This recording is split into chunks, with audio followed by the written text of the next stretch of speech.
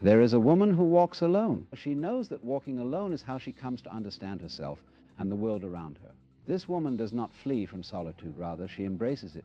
Alone, she does not wait for approval. She walks freely, and in her steps you can hear the quiet confidence of someone who has come to terms with both her light and her shadows. In our world, we often shy away from solitude.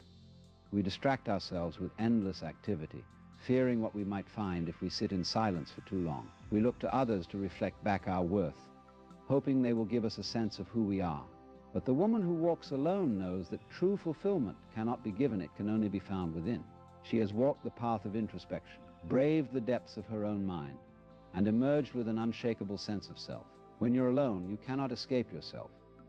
You come face to face with your fears, your desires, your doubts. But instead of running from these, the woman who walks alone embraces them. She understands that her fears are not obstacles but teachers, that her desires are not weaknesses but invitations to understand herself more deeply. She has chosen to liberate herself from the expectations of the world. In doing so, she has discovered that solitude is not the absence of connection but the purest form of it.